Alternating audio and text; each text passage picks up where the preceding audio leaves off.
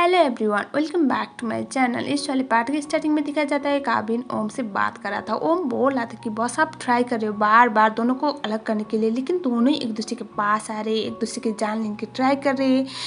आप क्या करोगी? एक आपकी माँ है और एक आपकी फ्यूचर में होने वाले बच्चों की माँ है, तो दोनों को दूर कैसे रखोगे? तो यहाँ पर काबिन भी इसी बात से बहुत ज़्यादा परेशान था कि एक को अगर सपोर्ट करेगा तो एक को तकलीफ होगी, और उसे अच्छी तरह से पता है उसकी आंटी कैसी है, फिर भी वो डायरेक्ट जाके ये नहीं बोल सकता है कि आपने शिरीन के साथ कुछ किया है या फिर आपने मेरी मॉम के साथ कुछ किया है, मेरे पापा के साथ कुछ किया है। यहाँ पर काबिन ही खुद बहुत ज़्यादा कन्फ्यूज था। उसके बाद नाभी को दिखाया जाता है। नाभी लास्ट टाइम मैंने बोला था ना, वही ने उसके खाने पर कुछ तो मिलाया था और उसने वो खा लिया था। इसी बात की वजह से वो बार बार थोड़ा अजीब महसूस कर रही थी, जैसे कि होता है ना वारी के टाइम पे वो हेलुसिनेट कर रही थी। तो उसका फर्स्ट स्टेज यहाँ पर हमारी नाभी को भी दिखाया गया है कि उसे थोड़ा अजीब लग रहा था। और यहाँ पर प्रापाई बोलता है कि क्या हुआ है, तो वो कुछ भी नहीं बोलते क्योंकि उसे पता है प्रापाई वही का सबसे बड़ा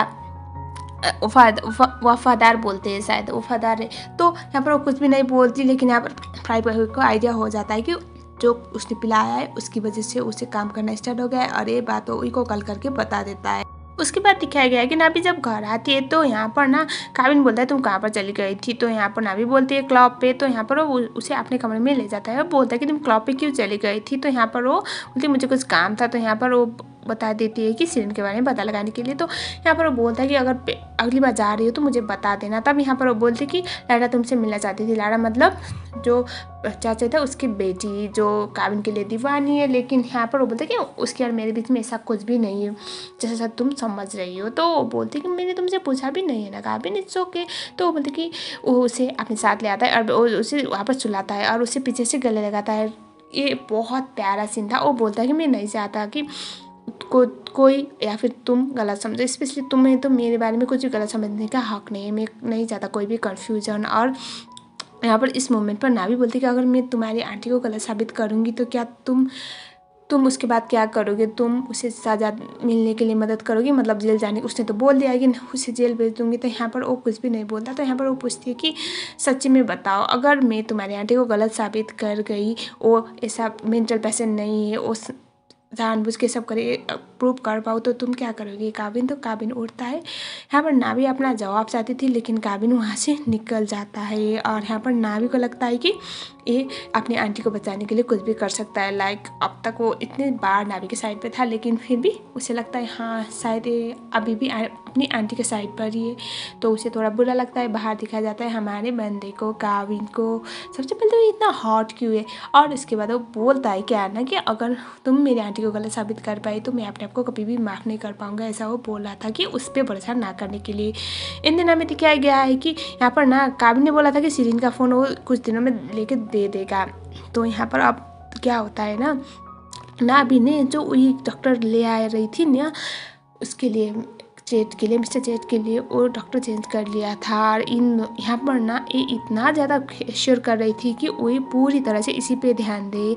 मतलब देखो, ना भी उसे गुस्सा दिलाएगी तो वही का दिमाग तो ख़राब हो ही जाएगा। वही का दिमाग ख़राब हो जाएगा मतलब वो दूसरी चीज़ें सोचना बंद करेगी। वो बार बार यहाँ पर ना भी इंटरफेयर करेगी उसकी पर्सनल मैटर्स में। तो यहाँ पर ना भी वही कर रही थी। और यहाँ पर होता क्या है ना, जब वही कॉल करके काबिन को बोलती है कि नाभी ने डॉक्टर चेंज कर लिया, तो इस टाइम पे काबिन बोलता है कि कोई बात नहीं, मैंने अलाउ किया है उससे, और वही कुछ नहीं कर पाती। तो यहाँ पर वही के घर पे पोंग और काबिन आए हुए थे।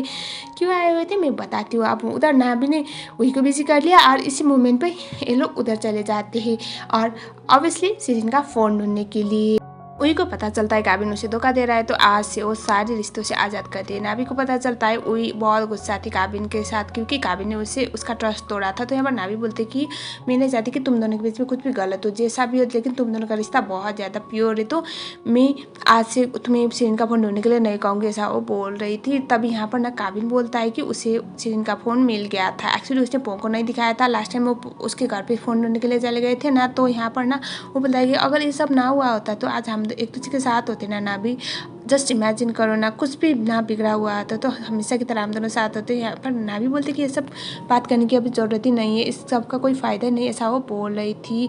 तो वो बोलता है कि फिर भी नाभी हम दोनों के साथ होते तो यहाँ पर नाभी बोलती कि अगर हमें एक दूसरे के साथ होना होता तो हम दोनों कभी एक दूसरे से अलग हुए ना होते, बोल के वहाँ से निकल जाती है, जो काबिन को बहुत ज़्यादा हर्ट कर जाती है ये बात। ऑब्वियसली नाभी भी बहुत ज़्यादा हर्ट हो गई थी। उसके बाद दिखाया जाता है ना काबिन अपने पापा के पास बैठा हुआ था, तभी यहाँ पर वो बोलते हैं कि मुझे उन्हें मारने की ट्राई की, और यहाँ पर वो शॉक हो जाता है।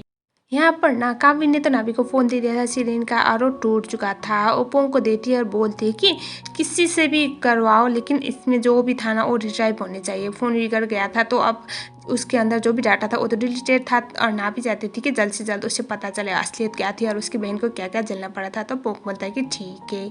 और उसके बाद नेक्स्ट सीन दिखाया गया है जहाँ पर काबिन ना अपने पापा के होश में आने से ठीक खुश था। वहाँ पर मतलब उसके पापा चल नहीं सकते थे, लेकिन कंप्लीटली होश में आ गए थे। लेकिन यहाँ पर ना वो मेक श्योर करता है कि यहाँ घर में से कोई भी, स्पेशली नाभी को तो पता ही नहीं, और लेकिन उसके आंटी को भी ये पता ना चले कि उसके पापा को होश आ गया है, वरना उसकी आंटी तो क्या करेगी उसे अच्छी तरह से पता थी।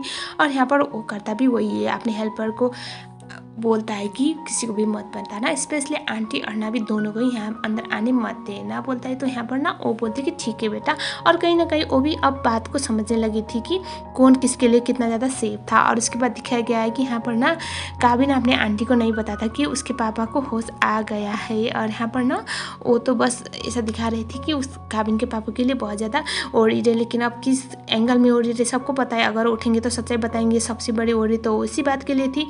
और यहाँ काबिन बोल रहा था कि आपको एक बार डॉक्टर के पास मिल लेने चाहिए, क्योंकि आपके अभी मेंटल कंडीशन ठीक नहीं है। तो वो बोलती कि मैं कोई पागल नहीं हूँ। तो यहाँ पर वो इस बार कंफर्म कर लेता है कि अगर आप पागल नहीं हैं, आपकी हेल्थ कंडीशन ठीक है, तो आपके पास इनका फ़ोन क्या कर रहा था? अपने पापा के साथ ये सब करने की ट्राई की कि नाभी के साथ ये सब करने की ट्राई की होगी। तो उन्हें आइडिया हो जाता है कि उसे आइडिया हो गया है कि वो उसकी असलियत। वो बोलती कि तुम्हें क्या बोले, मैंने कुछ भी नहीं किया, मतलब वही करते, वही इनोसेंट एक्ट, मेलोड्रामा। लेकिन काबिन बोलता है कि अभी भी भागते हैं आंटी, प्लीज़ संभल जाइए।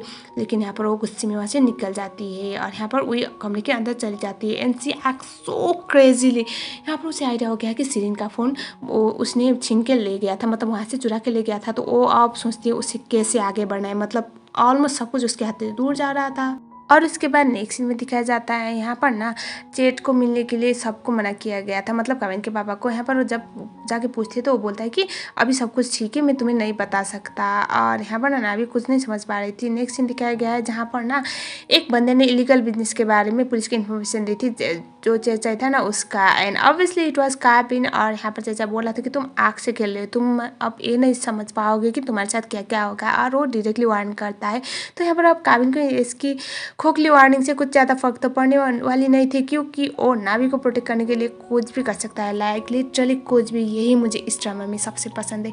तो यहाँ पर नेक्स्ट सीन दिखाया गया है जहाँ पर ना नाइट क्लब पे पुलिस आ जाती है, लाइक यहाँ पर कुछ गलत चल रहा है, मतलब किस वही में गलत आप लोग समझ जाओ। तो यहाँ पर ना एजेंट विटनेस कौन थी ना, जूजू। ऑब्वियसली जूजू को पैसे दिया गया था, और वो इसने इन्फॉर्मेशन लीक की थी कि यहाँ पर कुछ गलत होता है, लेकिन ऐसा कुछ गलत तो होता नहीं था।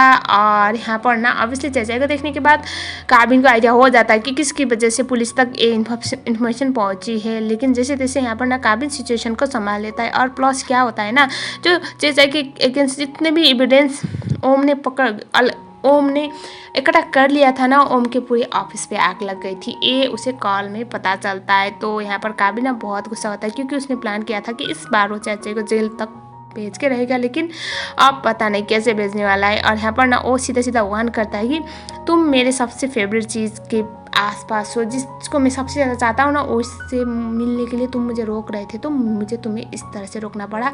ऐसा वो डायरेक्टली वार्न कर देता है। काबिन समझ जाता है वो नाभी के बारे में बात कर रही था।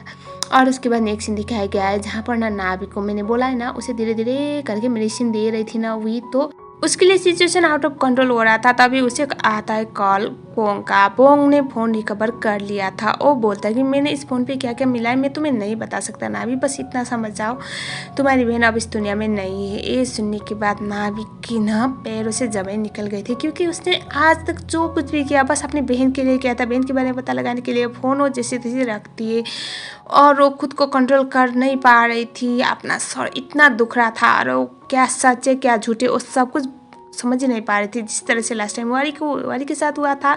और तभी होता क्या है ना, हमारी मैडम हुई आती है हाथ में चाकू लेते हुए, और यहाँ पर वो बोलती कि कैसा लग रहा है, और वो अपने सारे गुनाह कबूल कर लेती है, और वो बोलती कि अब मैं तुम्हें भी वहीं पर भेजूँगी जहाँ पर तुम मेरी बहन को भेजा था। और यहाँ पर ना अब ऐसी सिचुएशन में ना नॉर्मल लोग क्या करता है, उसके हाथ से चाकू छीन लेती है, और अब उसे 2-3 दिख रही थी, तो इसी चक्कर में वो ना अपने आप को बचाने की ट्राई करते हैं, लेकिन नावी को गलत समझते हैं लोग। तो यहाँ पर अपनी बहन को वो याद कर रही थी, उसे ना वही जिस तरह से वारी को हेलुसिनेशन होते थे ना सिरिन के, इसी तरह से उसी पे हो रहे थे, नावी मुझे बचाओ नावी मुझे बचाओ, सिरिन रो रही थी, तो वो अपने आप को बचाने की ट्राई कर रही थी। लेकिन यहाँ पर ना हेल्पर के सामने ऐसा दिखता है कि नावी उस पर अटैक करने की ट्राई कर रही थी। तो यहाँ पर ना अब नावी पे एक बड़ा लांछन लगने वाला था कि नावी ने उई की जान लेने की ट्राई की। यहाँ पर काबिन उई के पास चला जाता है, तो उई रोते हुए बोल रही थी कि वो मुझे मार डालेगी वो मुझे मार डालेगी। तो वो बोलता है कि बस कीजिए आप, अब बहुत हो गया, इससे आगे मत जाइए। तो वो बोलती है कि ये तुम क्या बोल रहे हो। तो वो बोलता है कि मुझे पता चल चुका है आपकी सच्चाई, आपने मेरे पापा की जान लेने की ट्राई की, आपकी वजह से मेरी मॉम की डेथ हो गई, सिरिन को आपने मारा। और ये सब सुनने के बाद बोलते कि नहीं ये तुम क्या बोल रहे हो, तुम मेरे बेटे हो और मुझे इस तरह से समझते हो। तो बोलता है कि आप बस कीजिए, बहुत हो गया, पुलिस को सिरिन की बॉडी मिल चुकी है। तो यहाँ पर ना लास्ट टाइम क्या हुआ था, प्रापाई को उसने कहा था कि सिरिन की बॉडी को शिफ्ट करो, तो वो सुन लिया था काबिन ने, और वो बोल रहा था कि आपको मैंने अपनी माँ से ज़्यादा प्यार किया और आपने मेरी पूरी लाइफ तबाह कर दी। जिससे मैं प्यार करता हूँ उसको छीनने की ट्राई की, मेरी माँ को मारने की ट्राई की, मेरे पापा को मारने की ट्राई की, ऐसा आपने क्यों किया। तो वो साइको की तरह रिएक्ट करती है और बोल रही थी कि नहीं मैंने नहीं किया। मतलब वही वाला होता है ना टिपिकल, जब एक्सपोज होता है विलेन तो जो अपने आप को बचाने के लिए करता है इमोशनल ब्लैकमेल। लेकिन काबिन बोलता है कि अब आपको आपकी गुनाहों की सज़ा मिलनी चाहिए, अब मैं आपके सामने नहीं रह सकता, मैं आपको सपोर्ट नहीं कर सकता, ऐसा वो बोल लेता है। इस मोमेंट तब भी वो मना कर रही थी मैंने कुछ नहीं किया। तो यहाँ पर ना वो अपने पापा के सामने उसे ले जाता है, और वो अब जब यहाँ पर ना चेट उठ रहा है तो अब उसे आइडिया हो गया, और वो एक्टिंग करते कि वो बेहोश हो गई। यहाँ पर ना चेट बहुत परेशान थे इस सारी सिचुएशन की वजह से, क्योंकि काबिन को बहुत कुछ झेलना पड़ा था अपनी दिमाग आदि गई हुई आंटी की वजह से। नेक्स्ट दिखाया गया है यहाँ पर हॉस्पिटल वाला सीन, जहाँ पर उई एडमिटेड थी और पुलिस अब उई को लेने आने वाली थी, क्योंकि बहुत सारे एविडेंसेस मिल चुके थे पुलिस को, और अब काबिन भी अपनी आंटी को नहीं बचा सकता था। तो ये लोग वेट कर रहे थे कि उई कब उठेगी और हम उसे लेके चले जाएंगे। और अब काबिन भी इस बात के लिए एग्री था कि उन्हें उन्हीं की गलती की सज़ा मिलनी चाहिए। हर टाइम वो उसे पकड़ के नहीं रह सकता, उसे प्रोटेक्ट नहीं कर सकता, जबकि उन्होंने खुद ही गलत किया है। तो लेकिन क्या होता है ना, जब वो उठती है तो ऐसा एक्ट करती है कि लाइक उसे कुछ भी याद नहीं, और वो पूरा पागल की तरह एक्ट कर रही थी कि जैसे कि उसे कुछ याद नहीं, और वो मतलब अजीब सा रिएक्ट कर रही थी, जो ऐसे कि होता है ना मेंटल पेशेंट, जो उन्हें अभी उनकी मानसिक संतुलन ठीक नहीं, ऐसा टाइप का रिएक्शन दे रही थी, जिसकी वजह से काबिल और भी ज़्यादा परेशान होने लगता है। नेक्स्ट सीन जहाँ पर नावी भागते हुए आती है, और वो तो इस टाइम पे ऑलमोस्ट को ना क्या करती पता नहीं, और यहाँ पर पोंग और सैंडी जैसे तैसे उसको संभाल रही थी। वो बोल रही थी कि तुम ऐसा कैसे कर सकती हो, क्या बिगाड़ा था मेरी बहन ने जो तुमने मेरी बहन के साथ ये सब किया। काबिन बोलता है ये तुम क्या कर रही हो नावी, प्लीज़ उनकी सिचुएशन ठीक नहीं है, आराम से बात करो। वो बोलती कि ये एक्टिंग करे, ये नाटक करे, ये कुछ भी नहीं हुआ, इसे कोई पागल नहीं, ये बचने के लिए जेल जाने से बचने के लिए ओवर एक्टिंग कर रही है, ऐसा बोल रही थी। और यहाँ पर हुई तो वही टिपिकल एक्टिंग कर रही थी लिटरली। कभी कभी गुस्सा आता है इसकी एक्टिंग देखकर, लेकिन अमेजिंग एक्ट्रेस है जो हुई है ना।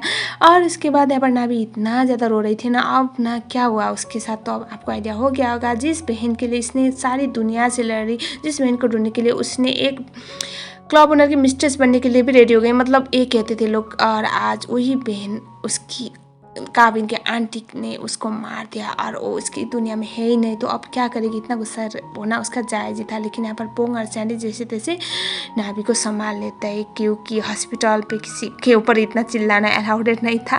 बेसिकली वो अपने दोस्त को बचाना चाहते थे। और उसके बाद नावी को वहाँ से वो लोग लेके चले जाते हैं। नावी बैठ के रो रही थी, तो तब यहाँ पर काबिन आ जाता है। तो काबिन के सामने वो बोलती कि मैंने कहा था ना तुम्हारी आंटी कोई पागल नहीं है, आज मैंने प्रूव भी कर दिया। और यहाँ पर वो बोलती कि उसने एक साथ कैसे कर सकती है, मेरी बहन ने क्या बिगाड़ा था जो उसने उसकी जान ले ली।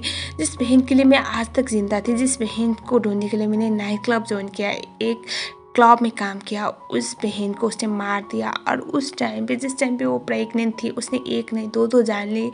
मेरी बहन ने क्या बिगाड़ा था, वो तो बस उसकी सच्चाई जानती थी, इतना ही था ना, उसने उसका क्या बिगाड़ा था बोल के वो रो रही थी। तो काबिन आता है और उसे गले लगाता है और वो बोलता है कि मुझे माफ़ कर देना, मैं कभी भी तुम्हें प्रोटेक्ट नहीं कर पाया, मैं अपनी मॉम को प्रोटेक्ट कर पाया, मेरी वजह से मैं कभी भी अपने प्यार करने वालों को प्रोटेक्ट कर नहीं पाया, ऐसा बोल के वो उसे गले लगाता है। और यहाँ पर नन्हा भी बोलती कि तुम मेरे लिए काम कर सकती हो।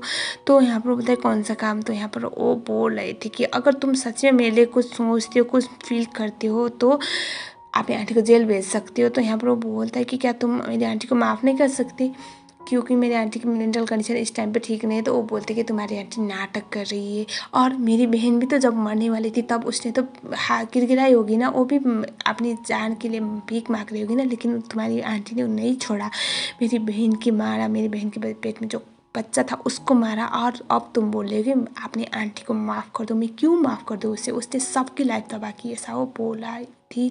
काबिन बोलता है कि फिर भी ना भी अगर हो सके तो मेरी आंटी को माफ़ करो, मैं अपनी आंटी को जेल जाने नहीं दे सकता, ऐसा वो बोल रहा था।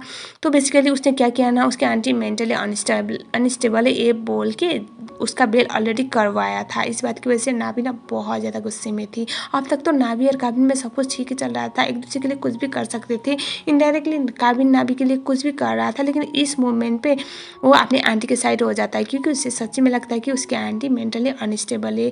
और नाभी बोलती है कि एक बात याद रखना, मैं तुम्हारी आंटी को जेल तो भेज के रहूँगी, जिन लोगों की लाइफ उसने तबाह की है, तुम्हारी माँ, मेरी बहन का बच्चा, और मैं सबका बदला लूँगा तुम्हारी आंटी से, ऐसा वो बोल के रोने लगती है। तो अब एक बार के एंड तक आपने देखा जैसे कि अब तक एक काबिन जो नाभी के लिए कुछ भी कर रहा था, नाभी को प्रोटेक्ट करने के लिए, लेकिन उसने फाइनली नाभी का हाथ छोड़ दिया है। और नाभी इस मोमेंट पे बहुत अकेली फील कर रही थी, ना तो उसके पास उसकी बहन थी, ना तो काबिन था, ना कोई भी। एंड विद दैट सीट इन तक ये दिखाया गया है कि अब फाइनली उसने शिरीन का फॉर्नल कर दिया है। और ये मोमेंट इतना ज़्यादा इमोशनल था ना, मैं एक्सप्रेस भी नहीं कर सकती।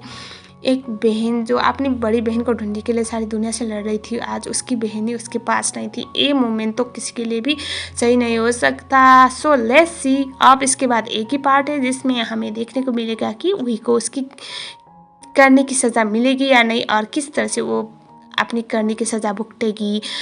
सो इसका नेक्स्ट पार्ट में बहुत जल्द अपलोड कर लूँगी। तब तक के लिए thank you so much for watching. और अगर किसी को नहीं पता तो ड्रामा का नाम है नाभी माय स्टेप डार्लिंग।